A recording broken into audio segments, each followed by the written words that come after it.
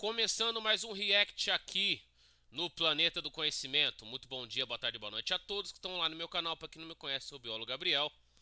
Hoje a gente vai reagir ao Ei Nerd. Pois é, o canal do Peter Jordan. É aquele que fala o clássico bordão dele. Ei Nerds Trans, Peter aqui.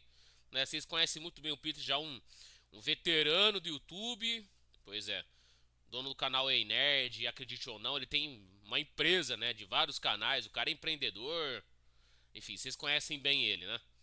Então já vão se inscrevendo aqui no canal, ativando o sininho, deixando muito like no vídeo, olha só. Mais um aqui de Megalodon, hein? A gente já falou tanto do Megalodon aqui. Vamos ver, será que ele ainda existe, gente? Eu vou trazer o meu aval pra vocês aqui e vamos ouvir aqui os relatos que o Peter tem pra gente.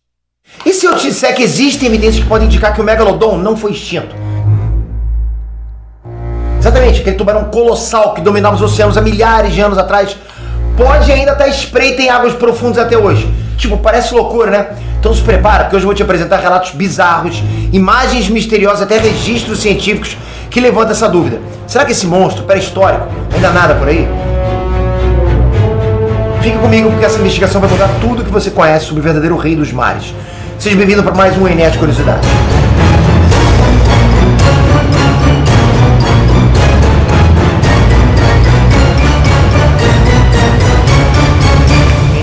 Peter aqui! E piadas à parte, eu adoro falar sobre pré-história, né? Mas principalmente o Megalodon. Eu acho que é um animal fantástico que habitou os nossos oceanos há milhões de anos atrás. E ele é pouco explorado, pouco falado, né? Mas era imbatível nos oceanos. E a gente vai falar exatamente desse mega tubarão hoje aqui no Enet Curiosidade. Então, mais uma vez, seja bem-vindo a esse quadro. E já tô olhando aqui embaixo os comentários de vocês para mais dicas aqui dentro desse quadro, ok? Então tô de olho. Vamos começar entendendo quem foi o Megalodon. Megalodon, o gigante que dominou os oceanos. O Cacharocas Megalodon, ou simplesmente Megalodon, foi o maior tubarão que já existiu. Ou também chamado de Carcharodon Megalodon, tá? Existem dois nomes científicos, porque é claro, eram gêneros diferentes, enfim. Ou é uma outra nomenclatura para o mesmo gênero, enfim. Pois é, gente, existe uma certa confusão e taxonomia é meio difícil de entender. E olha só, como os tamanhos eram bem variados. E aqui embaixo, Carcharodon carchares, que é o clássico grande tubarão branco que ainda existe até hoje.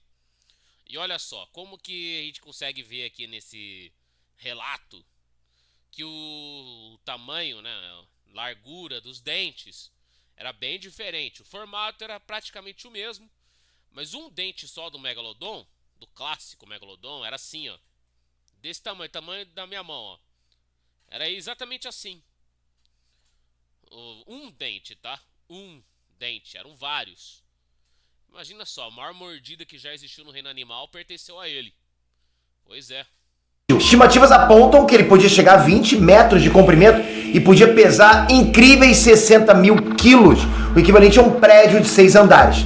Bom, para colocar em perspectiva, né, para que vocês consigam entender com mais facilidade, o maior tubarão branco registrado até hoje na história tem cerca de 6 metros e cerca de 3.200 quilos. Isso é um pouquinho menor, né? O Megalodon era um verdadeiro monstro dos mares. Monstro. Vocês provavelmente já devem ter esbarrado com vídeos de pequenos tubarões brancos atacando embarcações, né, até deixando mordidas em animais. Às vezes, o trabalho pode ficar extremamente complicado, a não ser que você use a Monday.com, uma plataforma. O fato é, nada disso se compara com a mordida de um Megalodon. Nada, esquece. Imagina que você esteja dentro de uma embarcação e de repente dê de cara com o Megalodon. Já era. Por conta do tamanho das mandíbulas, eles eram capazes de engolir um carro inteiro com só uma mordida. Os dentes fósseis do Megalodon, né, dos quais a gente tem registro atualmente, Vocês viram? Olha só o tamanho, ó. É de uma mão mesmo, ó. são gigantes, né? Pode chegar até 18 centímetros de altura cada dente. Isso é assustador demais, galera. Agora multiplica esse número por 276, que é o número de dentes aproximado de um Megalodon. Olha essa mordida. E um detalhe interessante, esses fósseis são a principal prova da existência dele, já que os esqueletos de tubarões são compostos basicamente de cartilagem. Ou seja, se deteriora rapidamente e raramente fossiliza. Os cientistas usam esses dentes para estimar o tamanho e a força da mordida do Megalodon. É porque, gente, dentes também são ossos, tá? Vocês percebem que quando vocês veem um esqueleto, só vou dar um exemplo do esqueleto humano. Sempre aparecem os dentes ali. São as partes duras. As partes duras fossilizam, não as partes moles, né? No caso, vísceras, né, os órgãos, né, os órgãos viscerais, os músculos, a pele, parte mole, já vai ser decomposta, vai ter decomposição. Bactérias, fungos vão decompor. Assim como outros organismos, né, insetos, vão se alimentar também dos restos orgânicos, da parte orgânica. Enquanto ossos, os dentes são as partes duras do nosso corpo. E elas fossilizam, porque vai acumular muito mineral. Entendeu? Aí vai ficar bem preservado. O problema é que não preserva o DNA, porque o DNA tem um tempo de vida. Ele vai degradando com o passar do tempo. Agora, os ossos, incluindo os dentes, sim, são fossilizados, porque são as partes duras. Porque já é mais difícil de degradar pela ação dos decompositores. Então a chance de existir uma fossilização, né, uma mineralização, é maior. Então por isso que a gente vê dentes, ossos, né, vértebras muito bem preservadas. Que poderia exercer uma pressão de até 18 toneladas, muito superior a qualquer tubarão vivo hoje. Ele viveu entre 23 e 3,6 milhões de anos atrás, no período neógeno, e reinava absoluto nos oceanos, sendo o topo da cadeia alimentar. Mas então surge a grande pergunta: se o Megalodon era um animal colossal, tão poderoso, tão imponente, o que teria levado à extinção desse animal? Aliás, houve de fato uma extinção? Bom, é o que dizem nas hipóteses mais plausíveis da extinção do Megalodon. Mudança climática, a diminuição de recursos, a competição interespecífica com outros predadores menores que começaram a se alimentar das presas e acabaram meio que faltando os animais maiores para os animais maiores, predadores maiores se alimentarem das presas maiores. Porque elas foram diminuindo com o passar do tempo, a temperatura média da Terra foi mudando também, entendeu? O clima não era o mesmo de hoje. Entendeu? Muitos fatores, os recursos que tinham ali na água, entendeu? Então, vários fatores, tanto bióticos quanto abióticos, foram alterando e a vida do Megalodon não foi mais se tornando relevante com o passar do tempo. Porque ele já não estava mais apto com aquele ambiente que ele se adaptou. Porque muitas mudanças, muitas alterações ambientais ocorreram na localidade que ele habitava. O habitat dele não era mais o mesmo. Ele perdeu o nicho ecológico para competidores, né, para concorrentes dele. Os tubarões menores, por exemplo, se alimentaram mais das presas e faltava alimento para os predadores maiores. E é claro, mudança climática é um dos principais fatores. Por que não existem mais relatos e avistamentos hoje em dia? A teoria da extinção. A versão oficial da ciência afirma que o Megalodon desapareceu há cerca de 3,6 milhões de anos atrás, provavelmente por conta de mudanças drásticas no clima da Terra e a diminuição da população de presas. Segundo a teoria mais aceita, eles desapareceram por conta do resfriamento dos oceanos e da escassez de grandes baleias, que basicamente era o cardápio principal da espécie. E aí, com isso, o Megalodon não conseguiu se adaptar a tempo das mudanças, o resultado era inevitável: a extinção. Além disso, por exemplo, a ascensão de outros predadores, como as orcas ancestrais, podem ter contribuído para que houvesse cada vez menos megalodons nos oceanos. E se liga, estudos recentes sugerem que a competição com outros tubarões brancos que existiam na época pode ter acelerado ainda mais a extinção do Megalodon, ou seja, os tubarões que a gente conhece hoje ajudaram também na extinção do Megalodon. Os fósseis mostram que esses tubarões eram bem menores, mas extremamente eficientes como predadores. A gente está falando dos tubarões brancos daquela época. Agora imagina o seguinte cenário: você está num ambiente onde a comida é cada vez mais escassa, cada vez tem menos comida, ok? Nesse ambiente que você está. E aí surgem novos predadores que são mais eficientes que você para disputar aquela pouca comida que ainda tinha restado. Exatamente isso. O que você vai fazer? Para o Megalodon não tinha muitas opções. Esse foi o começo da própria extinção. Ou será que não? Será que esse realmente é o fim da espécie? Uma coisa é certa, a gente não pode dar essa resposta ainda com exatidão. O oceano ainda é um mistério. As espécies que vivem nas partes mais profundas ainda não foram todas catalogadas. Pois é, talvez existia alguma certa adaptação que fez com que o Megalodon pudesse ser uma criatura mais extremófila, mais abissal. Né, abissal são seres que vivem em zonas muito profundas, acima de 900 mil metros, entendeu? 900 metros, 1000 metros abaixo, onde atravessa a termoclina e a água fica muito fria, com menos concentração de oxigênio, a pressão esmagadora, escuridão, né? Que é claro, a luz solar não chega ali de 1000 metros para baixo, não chega. Aí fica escuro. Entendeu? A gente não conhece, gente, a maioria do oceano. A gente deve conhecer, sei lá, uns 10% da vida no oceano. O oceano é muito mistério, gente. Tem muito mistério ali, é muito misterioso. A gente não sabe o que tem ali. Ah, mas não tem como você provar se os megalodons ainda vivem. Não tem como você dizer, ele não foi extinto, já confirmar. Não dá. Porque são hipóteses diferentes e nenhuma delas foi concretizada. Agora você diz, o megalodon já foi extinto, já era. É a hipótese mais plausível. Mas não tem como a gente confirmar 100%. Entende a lógica? Para vocês terem uma ideia, atualmente a gente conhece mais sobre o universo e outros planetas do que os nossos próprios oceanos. Eu lembro, gente, o que o Peter falou despertou uma memória primitiva aqui no meu cérebro. Bom, eu vou dizer o porquê. Em 2016, eu estava no 3º ano da faculdade de biologia, estava tendo a disciplina de geologia e de paleontologia. Foi o semestre que eu mais gostei, assim, disparado. E meu professor de geologia já tinha comentado, ele falou comigo assim, cara, é mais fácil, a gente discutindo, né, tipo, depois da aula, no intervalo da aula, não lembro, ele falando, cara, hoje em dia, com a tecnologia que a gente tem, com a capacidade produtiva que a ciência tem hoje, é muito melhor, é muito mais fácil, muito menos custoso a gente explorar o espaço, o universo, a gente mandar sonda pra Lua, pra Marte, é muito mais acessível do que a gente ir pro fundo do mar.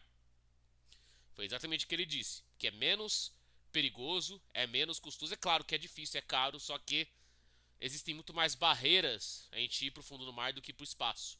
E a gente conhece muito mais do espaço, a gente conhece tanto do sistema solar, a gente conhece tanto de exoplanetas, né? Eu devia trazer vídeo aqui no canal falando de vida fora da Terra, né? De astrobiologia, enfim, a gente conhece muito mais isso, esse conteúdo, do que o fundo do mar. Pra falar a verdade. Pô, o fundo do mar tá muito mais próximo da gente e a gente prefere ir pro espaço que é mais longe, mas pois é. Existem tantos fatores que nos limitam a certo ponto. Qual o motivo disso? Simples, a falta de luz. Porque pensa comigo, a gente pode colocar um telescópio simples e ver a superfície da Lua com nitidez. Você consegue olhar para a Lua e ver tudo que está na Lua com nitidez. Atualmente tem até alguns celulares que já possuem esse zoom, né? Você vai chegando na Lua bem perto. Mas e os oceanos? Bom, esse é o problema. Quanto mais fundo, menos a luz alcança. Em decorrência disso, a gente tem uma mancha enorme, escura, que a gente ainda não consegue enxergar. A gente até consegue fazer um mapeamento geográfico para entender qual a profundidade, né? Como é que é o terreno, quais são os pontos mais profundos. Mas o que tem lá ainda é um mistério. Relatos misteriosos e provas que desafiam. Fora a pressão, a falta de oxigenação e o frio. Isso que torna o ambiente extremo. Somente os extremófilos mesmo, que já existe a característica no DNA deles com que eles sobrevivam a ambientes inóspitos para nós. A ciência. Apesar da ciência dizer que o megalodon foi extinto, ainda existem relatos e evidências que fazem muitos se perguntarem: será que ele realmente desapareceu? Como, por exemplo, o caso do navio perdido.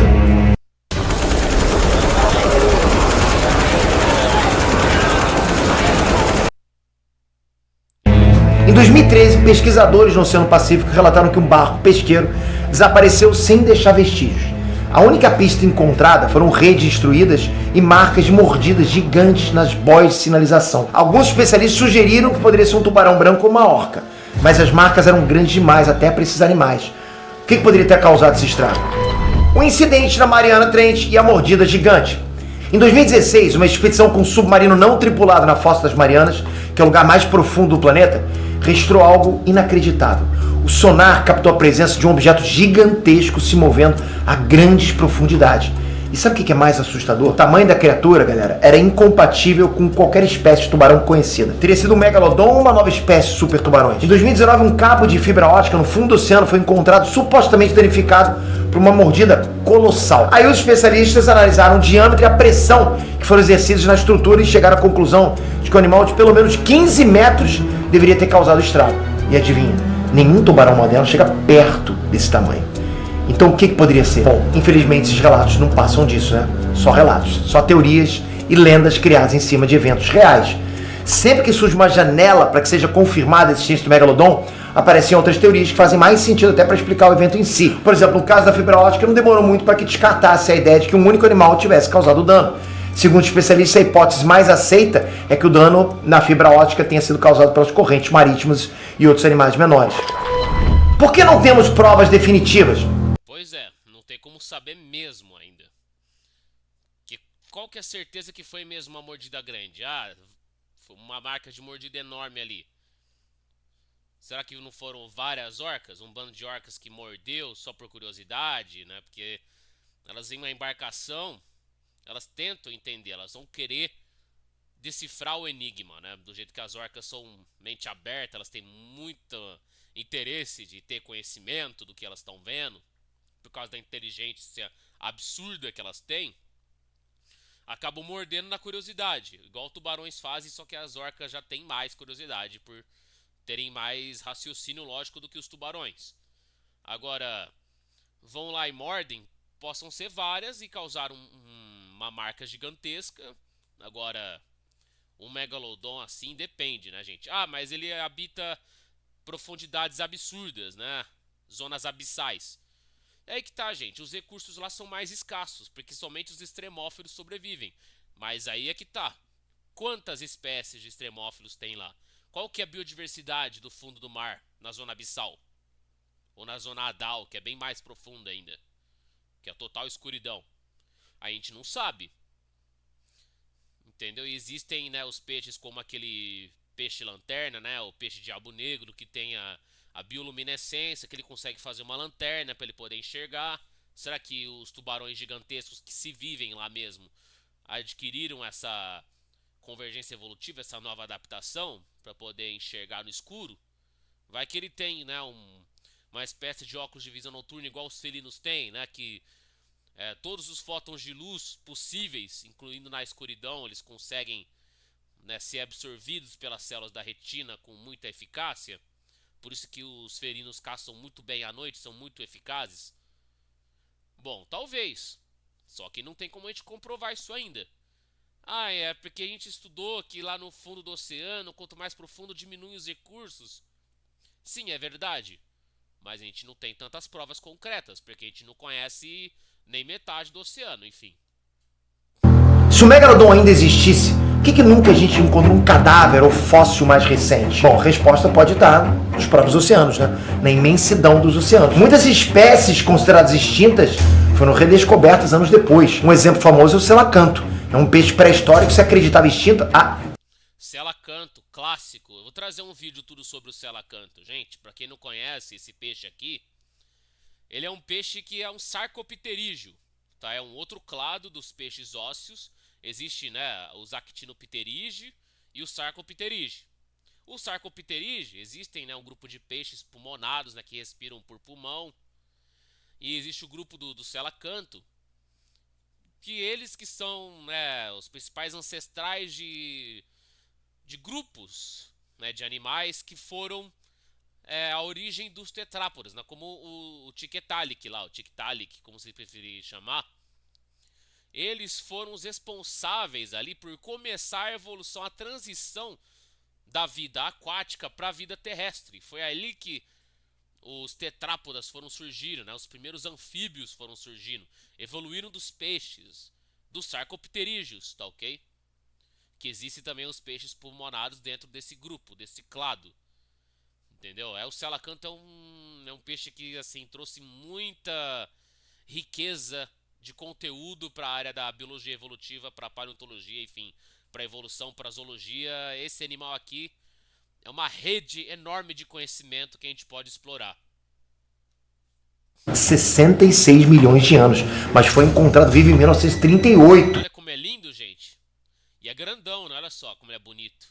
A gente percebe que ele tem a nadadeira dorsal, a nadadeira pélvica, nadadeira peitoral, nadadeira anal, nadadeira caudal. Pra vocês verem.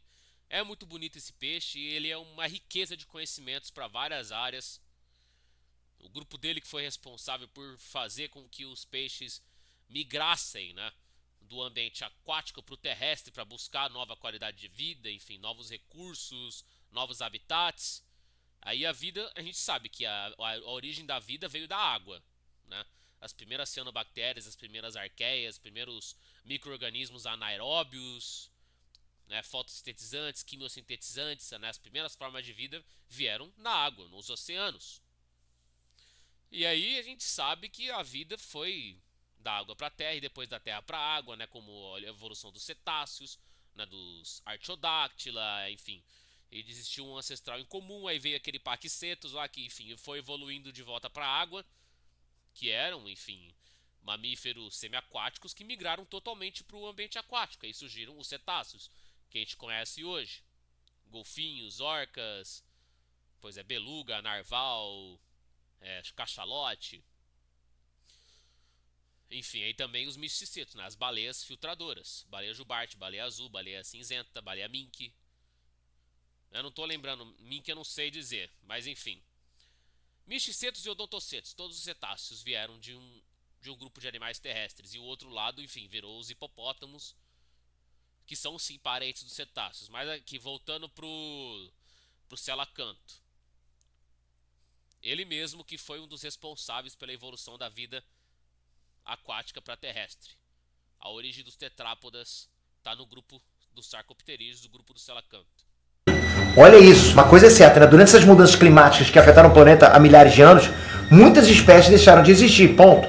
Mas em contrapartida, muitas também conseguiram sobreviver.